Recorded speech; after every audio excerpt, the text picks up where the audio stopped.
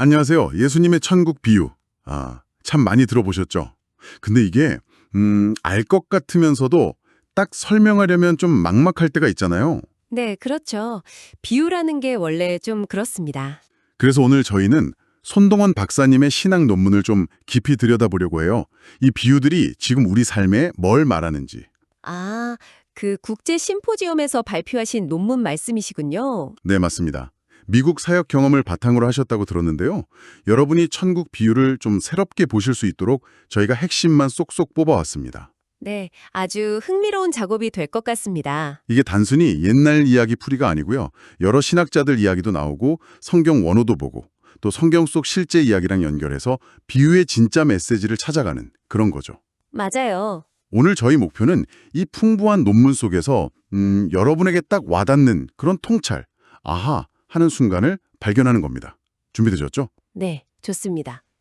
손동환 박사님 논문의 핵심을 먼저 좀 짚고 가면 좋을 것 같은데요. 네, 말씀해 주시죠. 이 천국 비유, 헬라어로는 파라볼레라고 하죠.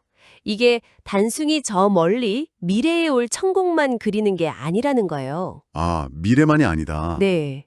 오히려 바로 지금 여기 우리 삶 속으로 확 들어오는 그 하나님 나라 바실레이아 투 데우. 이게 얼마나 역설적이면서도 또 현실적으로 작동하는지 그걸 보여준다는 거죠. 오, 그럼 보통 생각하는 천국은 죽어서 가는 곳, 이거랑은 좀 다른 거네요. 그렇죠. 약간 결이 다릅니다. 그 신학자 C.H. 도드 같은 분은 비유가 하나님 나라가 임하는 결단의 순간, 위기를 제시한다고 봤어요. 위기요. 네. 지금 여기서 우리가 어떻게 반응할 거냐 이걸 묻는다는 거죠. 손 박사님도 라틴어 문구를 인용하시잖아요. 눈케스 템푸스 랭니데이 논소롬 푸트룸. 네, 논문에 나오죠. 그 뜻이. 지금이 바로 하나님 나라의 시간이지 단지 미래에만 있는 게 아니다. 딱 이 현재성을 강조하는 거예요. 와, 지금 여기에 하나님 나라라. 흥미로운데요? 그럼 이제 본격적으로 손 박사님이 정리하신 5가지 도그마, 이걸 하나씩 좀 파헤쳐 볼까요? 첫 번째는 뭔가요? 첫 번째는 종말론적 임재의 역설입니다. 용어가 좀 어렵게 들릴 수 있는데 네, 좀 어려운데요? 쉽게 말하면 하나님 나라가 이미 왔다. 그런데 아직 완성되진 않았다. 이 긴장감을 다루는 거예요. 얼레디 번나님, 신학에서 많이 쓰는 표현이죠. 맞습니다. 대표적인 비유가 바로 겨자씨 비유예요. 마태복음 13장에 나오죠. 그 작은 씨앗이 큰 나무 되는 거예요. 워낙 유명하잖아요. 근데 여기서 이미, 그러나 아직은 어떻게 나타나는 거죠? 그 요아킴 예레미야스라는 신학자가 잘 설명했는데요. 하나님 나라는 예수님을 통해 이미 이 땅에 시작됐다는 거예요. 이게 이미인 거죠. 네, 시작되었다. 하지만 완전히 완성되는 건 미래의 일이다. 이게 아질이고요. 겨자씨, 헬라어로 시나피라고 하는데 이게 진짜 작거든요. 네, 정말 작죠. 세상 눈으로 보면 뭐 거의 안 보일 정도죠. 하지만 그 안에 엄청난 잠재력, 큰 나무가 될 가능성이 숨어 있는 거예요. 가장 작은 씨앗, 시나피에서 시작해서 새들, 페테이나가 깃드는 큰 나무가 된다. 이게 그냥 식물 얘기는 아닐 텐데요. 손 박사님은 이걸 오늘날 우리 삶에는 어떻게 연결시키시나요? 손 박사님은 이게 세상의 논리, 그러니까 크고 화려해야 최고다. 소위 규모의 경제 있잖아요. 네네, 있죠. 그걸 정면으로 거부하는 거라고 보세요. 하나님 나라는 아주 작게, 어쩌면 초라하게 시작해요. 예수님 사역처럼요. 하지만 결국엔 모든 민족을 품는 거대한 완성으로 나아간다는 거죠. 모든 민족이요? 아까 그 새들이 그걸 의미하는 건가요? 네, 맞습니다. 에스겔서 31장 6절을 배경으로 보면 이 새들은 온 세상을 상징한다고 해석할 수 있어요. 와, 그러니까 지금 당장 눈에 보이는 성과가 작다고 해서 뭐 실망하거나 그럴 필요가 없다는 거네요. 바로 그거죠. 우리가 종종 느끼는 무력감 속에서도 아주 작은 믿음의 실천 하나하나가 결국엔 큰 변화를 가져올 수 있다는 희망, 이걸 보여주는 거예요. 성경에도 그런 예가 많잖아요. 뭐 다윗과 골리앗이라든지. 그렇죠. 사무엘상 17장에 나오죠. 또 오병이어 기적도 있고요. 마가복음 6장. 보리떡 5개로 수천 명을 먹이잖아요. 맞아요. 라틴어 격언 중에 ex minimo fit maximum이라는 말이 있어요. 가장 작은 것에서 가장 큰 것이 나온다. 딱 이 겨자씨 비유 정신이죠. 그래서 손 박사님은 결과에 너무 조급해하지 말고 하나님의 때를 신뢰하면서 인내하는 게 중요하다고 강조하세요. 마가복음 4장 비유도 언급하시면서요. 작은 시작에 엄청난 잠재력과 인내. 첫 번째부터 굉장히 인상 깊네요. 그럼 두 번째 통찰로 넘어가 볼까요? 이건 누룩 비유랑 관련이 있다고 들었는데요. 변혁적 잠재력의 내파, 이건 또 뭔가요? 네, 네파라는 단어가 좀 강렬하죠. 이게 뭐냐면 하나님 나라의 영향력이 막 겉으로 뻥 터지는 그런 방식이 아니라는 거예요. 겉으로 드러나는 게 아니다. 네, 오히려 안으로 조용히 스며들어서 근본적인 변화를 일으키는 힘, 이걸 말하는 거죠. 누룩 비유가 딱 그걸 보여줘요. 마태복음 13장 33절. 근데요, 성경 보면 누룩이 좀 안 좋은 의미로 쓰일 때도 많지 않나요? 뭐 죄라던가 위선 같은 거요? 고린도전서 우정에도 나오고. 아, 정확하게 보셨어요. 아주 중요한 지적입니다. 그런데 손 박사님은 예수님이 여기서 누룩 헬라어로 쥐미라고 하죠. 이걸 꼭 부정적인 의미로만 쓰신 건 아니라고 봐요. 아, 그래요? 네, 여기서는 변화시키는 힘 그 자체, 어쩌면 중립적이거나 긍정적인 의미로 사용하셨다는 거죠. 그 신약학자 클라인 스노드그래스가 말한 침투력, 페네트레이션 개념이랑 연결이 돼요. 침투력. 네, 누룩이 가루 반죽 전체에 이렇게 스르르 스며들어서 부풀게 만들잖아요. 그것처럼 하나님 나라의 가치가 세상의 여러 영역들, 뭐 문화, 정치, 경제 같은 곳에 조용히 침투해서 본질적인 변화를 일으킨다는 거예요. 아하, 뭔가 막 시끄럽게 구호를 외치거나 큰 운동을 벌이는 게 아니라 스며들듯이요. 비유에서 여인이 누룩을 가루 서말 속에 숨겼다. 에네크립센이라고 하던데 그것도 같은 맥락인가요? 정확합니다. 숨겼다는 표현이 바로 그 은밀하고 내적인 변화의 특징을 딱 보여주는 거죠. 그리고 가루 서말이라는 양이요. 이게 생각보다 엄청 많아요. 거의 뭐 20kg 넘거든요. 와, 그렇게나 많이요? 네. 그러니까 이 변화의 목표가 그냥 개인 한두 명이 아니라 공동체 전체, 나아가서는 사회 전체라는 걸 암시한다고 볼 수 있는 거죠. 와, 그럼 우리 주변에서 이런 누룩 같은 역할을 했던 성경 인물 누가 있을까요? 좋은 질문인데요. 손 박사님은 대표적으로 애굽에서 총리가 됐던 요셉을 들어요. 창세기 39장. 또 바벨론 포로로 끌려갔지만 그 사회의 지혜로 영향을 미쳤던 다니엘과 세 친구들. 다니엘 1장에 나오죠. 아, 그렇네요. 그들은 정말 세상 속에서 변화를 만들었죠. 네. 세상 안에 살면서도 그 안에서 긍정적인 변화를 이끌어낸 거죠. 그래서 손 박사님은 우리가 악한 누룩은 당연히 경계해야 하지만 동시에 스스로 하나님 나라의 누룩이 되어서 세상을 변화시키는 역할을 해야 한다고 강조하세요. 그 라틴어 구절 있잖아요. 인 문도 센 논데 몬도. 세상 안에 있지만 세상에 속하지는 않는다. 그렇죠. 딱 이 원리를 보여주는 거죠. 와, 이것도 정말 생각할 거리를 많이 주네요. 조용히 스며드는 변화라. 자, 그럼 세 번째 도구마로 가볼까요? 극단적 가치의 발견. 이건 딱 들어도 밭에 숨겨진 보화나 값진 진주 이야기 같네요. 네, 맞습니다. 마태복음 13장 44절부터 나오죠. 이 비유들은 정말 강렬해요. 자기 가진 걸 다 팔아서 사잖아요. 보화랑 진주를. 그렇죠. 모든 걸 다 거는 거죠. 손 박사님은 여기서 케네스 베일리라는 중동 문화 전문가의 해석을 좀 가져오세요. 베일리에 따르면 이 비유들은 하나님 나라가 우리가 발견할 수 있는 최고의 가치, 그야말로 절대적인 가치라는 선언이라는 거예요. 최고의 가치. 네, 너무나 귀해서 펄르티몬, 값진 진주, 데사우론, 숨겨진 보화, 다른 모든 걸 포기하고서라도 얻어야만 하는 것, 그런 의미죠. 자기 소유를 다 팔아서 솔직히 이 부분이 좀 부담스럽게 느껴지기도 해요. 요즘 시대는 뭐든 다 가질 수 있다고 말하고 이것도 좋고 저것도 좋다는 식의 상대주의가 만연하잖아요. 완전히 반대 방향 같은데요. 정확히 보셨어요. 이게 바로 현대 사회의 소비주의나 상대주의에 대한 강력한 도전이죠. 삶에서 진짜 중요한 게 뭐냐? 절대적인 우선순위를 정하라는 촉구예요. 그냥 적당히 믿는 게 아니라 그렇죠. 이 정도면 됐지 하는 식의 뭐랄까 값싼 은혜가 아니라는 거예요. 모든 것을 걸 만큼 하나님 나라가 정말 가치 있다는 걸 깨닫고 거기에 맞춰서 살아가라는 급진적인 제자도의 요구. 손 박사님은 이 점을 아주 강조하십니다. 혹시 성경에서 이렇게 모든 걸 건 인물이 또 있을까요? 가장 대표적인 인물은 역시 사도 바울이죠.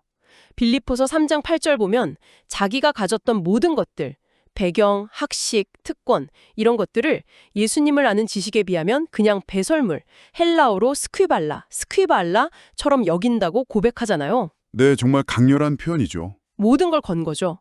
반면에 안타까운 예도 있어요. 그 부자 청년 관원. 마태복음 19장에 나오죠. 영생을 얻고 싶어 했지만 결국 재물 때문에 망설이다가 돌아섰잖아요.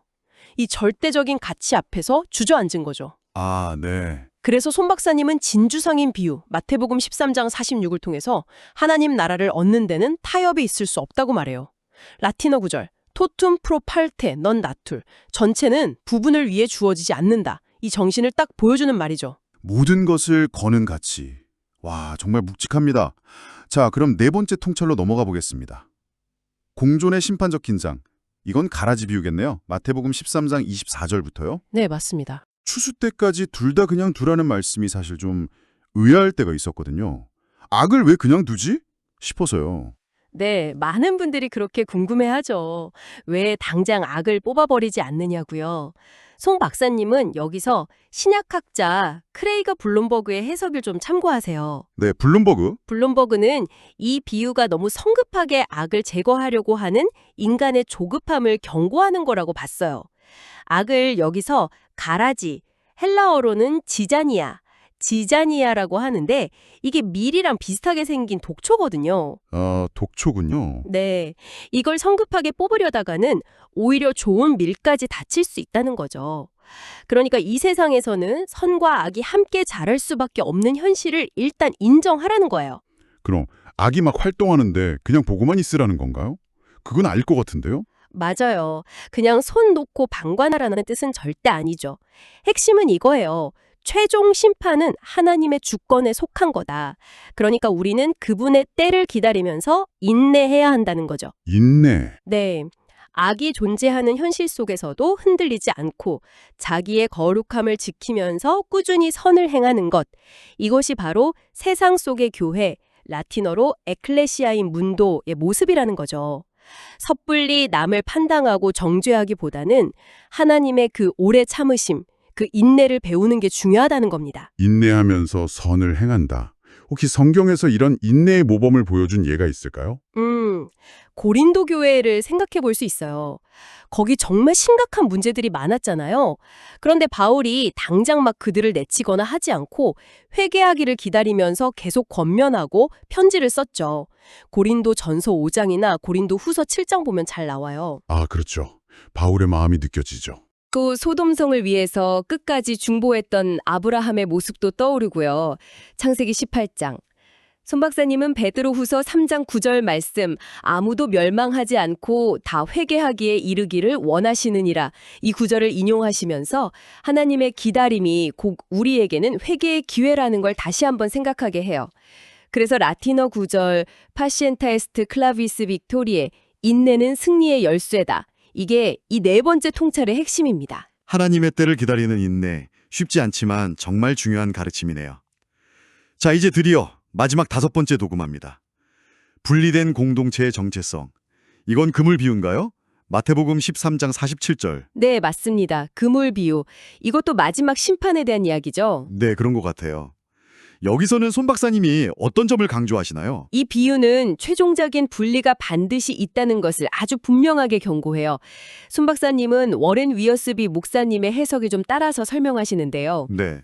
그 큰 그물, 헬라어로 사게네라고 하는데 온갖 종류의 물고기를 다 잡는 큰 후리그물이거든요. 이게 복음이 모든 종류의 사람들을 다 모으는 그 보편성, 포용성을 보여준다는 거예요. 일단은 다 모으는군요. 그렇죠. 하지만 결국에는 좋은 고기와 나쁜 고기를 가려내는 심판이 있다는 거죠.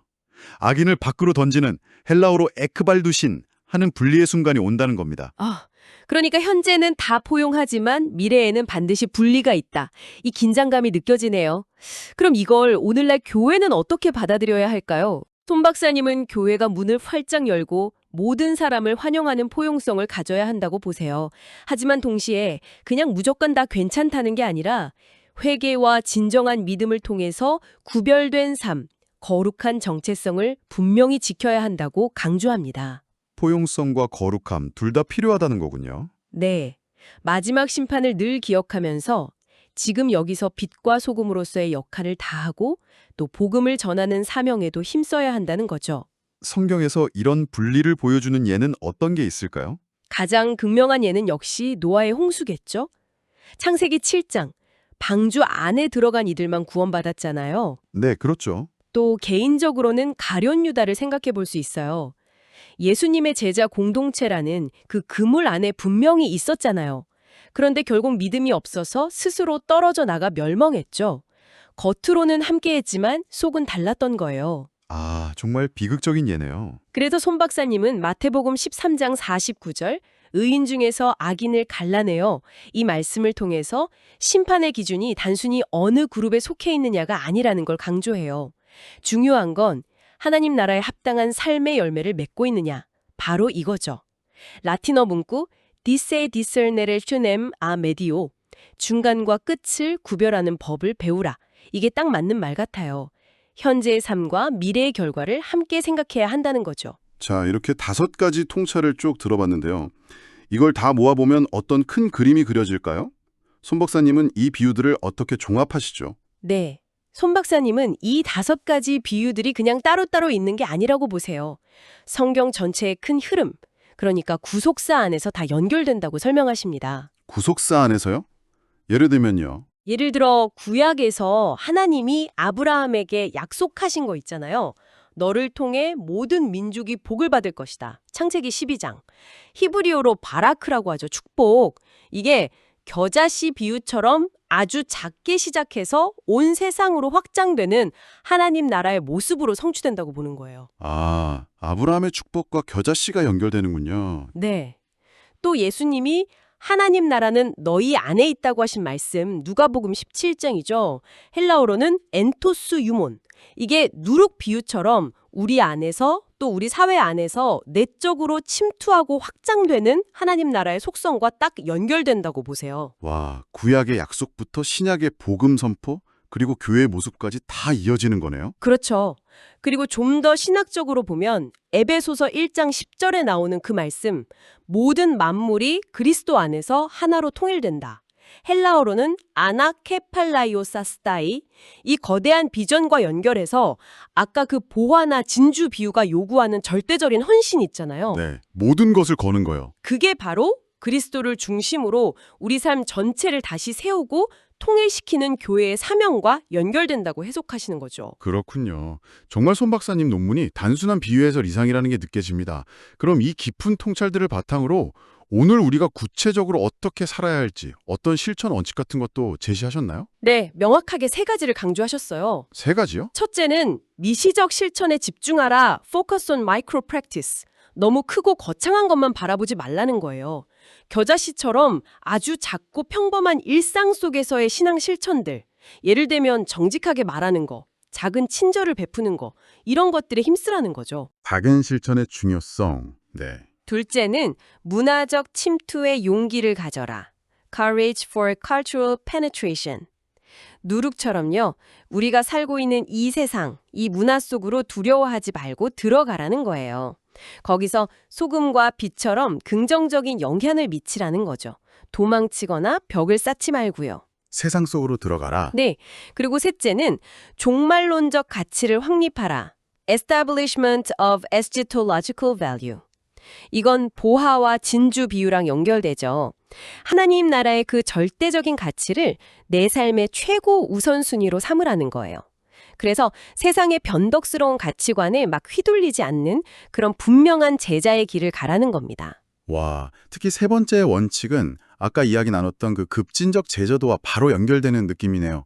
손 박사님이 인용하신 디트리히 보네퍼의 말도 생각나고요. 그리스도께서 한 사람을 부르실 때 와서 죽으라고 명령하신다. 이게 그냥 나온 말이 아니었군요. 그렇죠. 정말 강렬한 요구죠. 그리고 손 박사님은 이 모든 것의 핵심, 이 3가지 실천 원칙의 뿌리가 결국 마태복음 6장 33절 말씀에 있다고 보세요. 너희는 먼저 그의 나라와 그의 의를 구하라. 네, 바로 그 말씀입니다. 이게 천국 비유 전체를 꿰뚫는 지혜이고 또 복잡한 이 시대를 살아가는 우리에게 가장 확실한 길이라는 거죠. 마지막으로 인용된 라틴어 구절이 또 의미심장한데요. In Christo inveno omnia. 그리스도 안에서 나는 모든 것을 발견한다. 네, 진짜 보물, 진짜 가치, 진짜 하나님 나라는 바로 그리스도 안에 있다는 선언이죠. 우리의 삶의 중심축을 이 하나님 나라, 바실레이아 투데오의 가치에 딱 맞출 때 비로소 세상을 이길 진짜 힘, 헬라어로 뒤나미스를 얻게 된다는 결론입니다. 와, 오늘 손동원 박사님의 논문을 따라서 예수님의 천국 비유를 쭉 살펴보니 정말 2000년 전의 말씀이 지금 우리에게 너무나 생생하게 다가오는 것 같습니다. 살아있는 도전과 희망을 주는구나 싶어요. 네, 그렇죠. 그 작은 겨자씨에서 시작되는 놀라운 가능성부터 내 모든 것을 걸어야 할 만큼 값진 진주의 가치까지 이 비유들이 세상을 좀 다르게 보고 또 다르게 살아가도록 우리를 계속 초대하는 것 같아요. 맞습니다.